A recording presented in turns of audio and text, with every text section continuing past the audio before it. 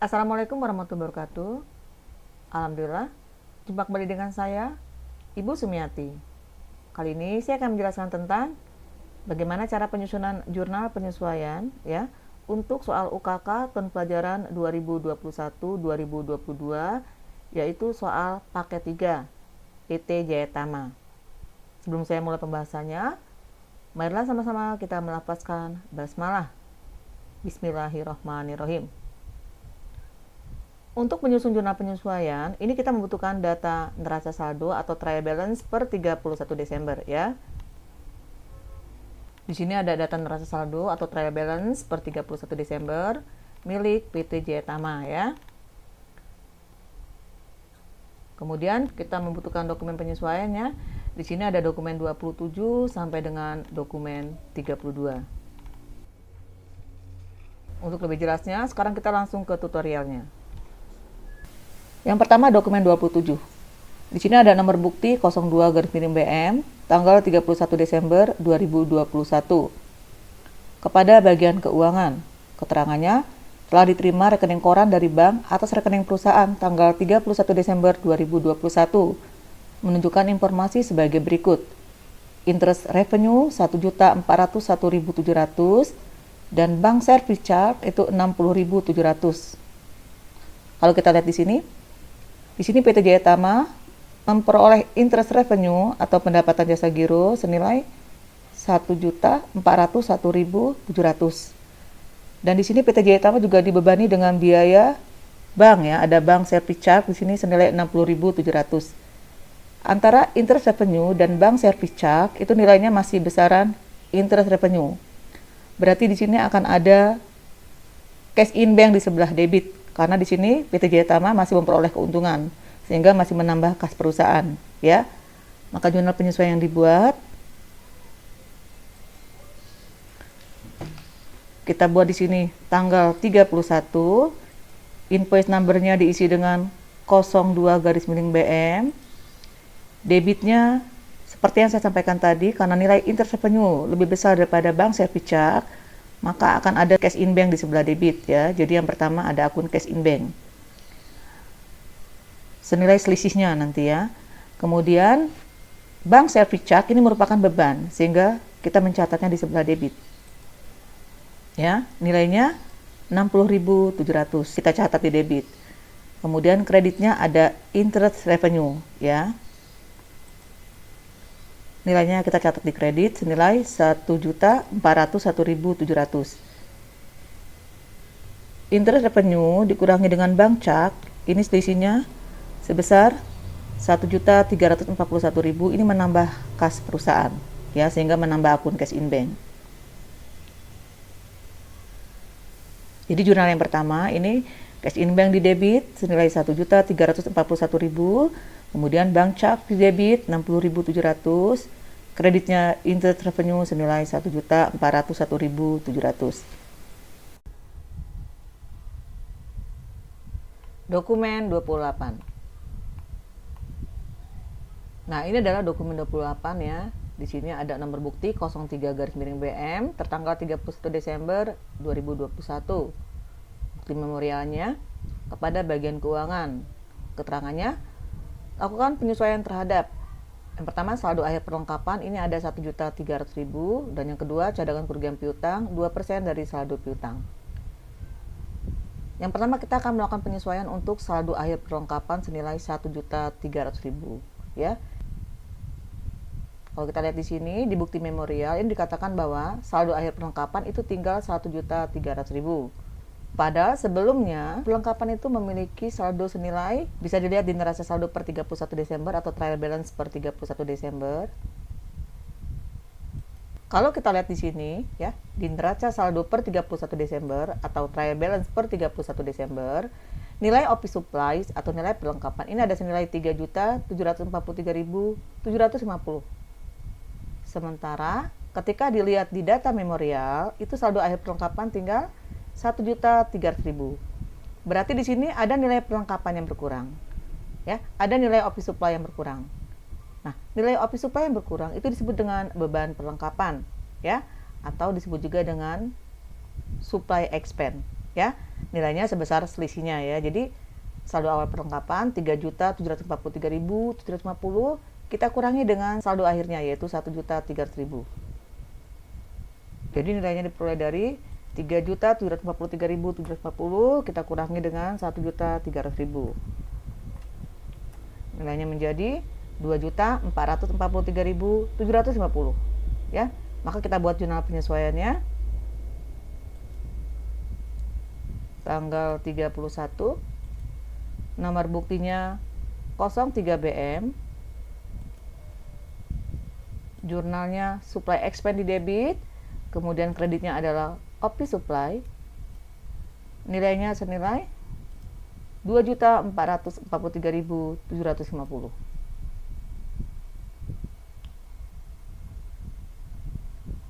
Berikutnya kita ke data penyesuaian yang kedua untuk dokumen 28. Ini cadangan kerugian piutang 2% dari saldo piutang. Untuk menghitung besarnya cadangan kerugian piutang, di sini PT Jaya Tama membutuhkan data tentang saldo account receivable dan saldo allowance ya. Untuk itu kita ke neraca saldo. Kalau kita lihat di sini, saldo account receivable ada 522.156.250. Sementara saldo allowance-nya ada di sebelah debit senilai 731.500.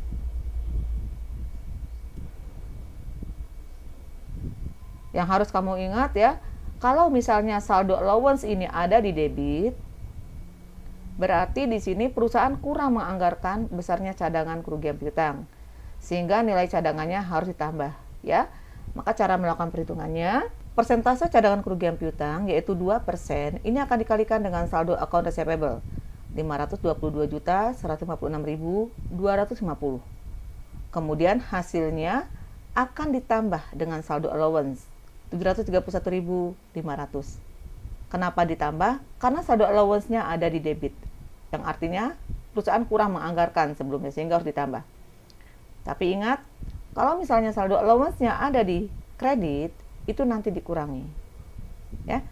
Jadi kalau misalnya saldo allowance-nya ada di kredit, berarti cara menghitungnya 2% dikali dengan saldo account receivable, hasilnya dikurangi dengan saldo allowance.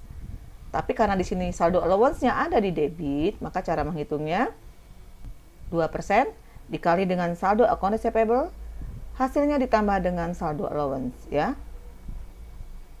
Jadi kita buat 2% dikali saldo account receivable 522.156.000, kemudian hasilnya ditambah dengan saldo allowance ya, 731.500. Nilainya menjadi 11.174.625 ya. Maka cara pembuatan jurnal penyesuaiannya, debitnya uncollectible account, kreditnya allowance ya. Nilainya senilai 11.174.625.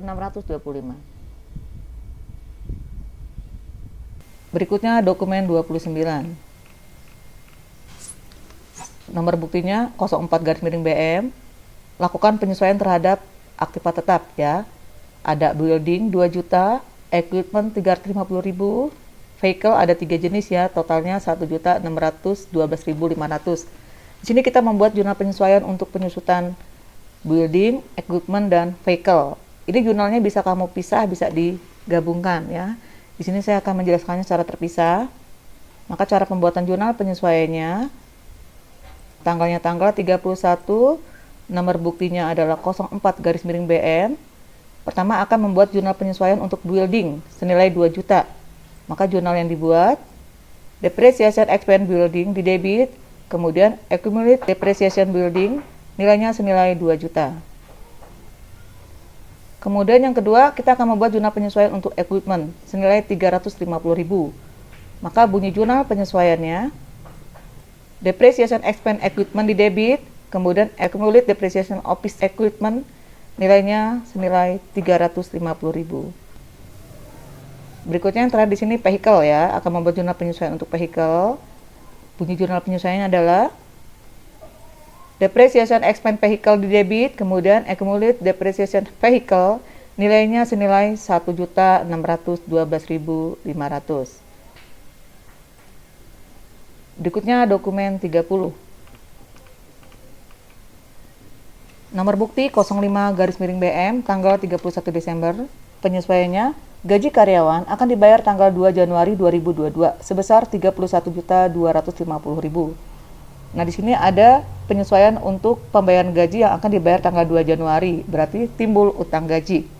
Maka jurnal penyesuaian yang dibuat, kita buat terlebih dahulu tanggalnya di sini, tanggal 31, kemudian nomor buktinya 05/BM. Bunyi jurnalnya adalah wages and salaries expense di debit, kemudian accrued expense di kredit, ya. Nilainya masing-masing senilai 31.250.000. Ya. Berikutnya dokumen 31. Ada pembagian dividen. Diberitahukan kepada pemegang saham bahwa perusahaan akan membagikan dividen tahun 2021 sebesar 37.500.000 dan dikurangi dengan pajak penghasilan 10%. Ya, kalau kita lihat di sini, perusahaan baru akan membagikan, berarti belum dibagikan ya. Berarti akan timbul utang dividen di sini atau dividen payable, ya. Maka jurnal yang dibuat, kita buat di sini tanggal 31, nomor buktinya adalah 06/BM. Debitnya akan ada akun dividen senilai 37.500.000. Kemudian di sini nilai dividennya akan dikurangi dengan pajak penghasilan 10%, sehingga akan ada akun utang pajak penghasilan di sini atau income tax payable. Nilainya 10% dari 37.500.000. Jadi 3.750.000. Kemudian timbul lagi akun utang dividen di sebelah kredit senilai selisihnya. Selisih antara dividen dikurangi income tax payable, nilainya menjadi 33.750.000. Berikutnya dokumen 32. Lakukan konversi atas pajak, ya. Pertama, lakukan penutupan akun fade-in dan fade-out terhadap prepaid VAT. Jadi cara melakukan penutupannya, nanti akun fade-in yang awalnya di debit kita pindahkan ke kredit, kemudian akun fade-out yang awalnya ada di kredit kita pindahkan ke debit. Nilainya diambil dari neraca saldo per 31 Desember sebelum penyesuaian, ya. Kita cari akun fade-in di sini. Nah, ini ada akun fade-in ya. Ada di sebelah debit. Senilai 54.774.850. Nanti nilai ini akan pindah ke kredit. Berikutnya ada fade out ya. Fade out.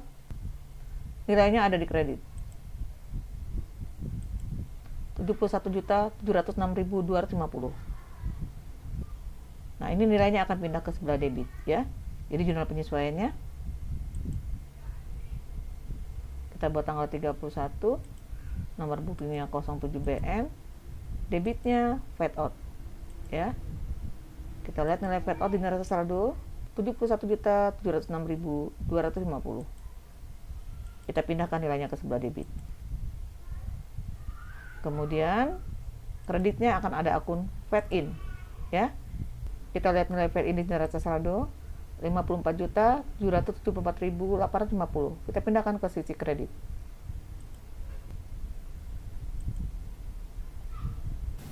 Kemudian di sini akan ada akun prepaid VAT. Senilai selisihnya kita kurangi di sini. 16.931.400. Ya. Berikutnya di sini untuk dokumen 32 ini ada satu lagi penyesuaian. Hitunglah PPh perusahaan tahun 2021 dan perhitungkan prepaid income tax dan income tax payable. Untuk penyesuaian yang kedua ini, kita tidak bisa membuat jurnal penyesuaian sebelum kita menghitung berapa besarnya laba sebelum pajak ya. Jadi nanti data dari penyesuaian ini kita pindahkan terlebih dahulu ke neraca lajur, kemudian kita akan cari labanya. Kalau sudah ketemu laba sebelum pajak, baru kita hitung pajaknya ya. Jadi untuk yang penyesuaian kedua ini nanti dibahas setelah kita membahas tentang neraca lajur atau worksheet ya. Demikianlah video pembelajaran dari saya. Semoga video pembelajaran kali ini bermanfaat. Sampai bertemu di video pembelajaran berikutnya. Jangan lupa subscribe, like, comment, and share. Saya akhiri. Wassalamualaikum warahmatullahi wabarakatuh.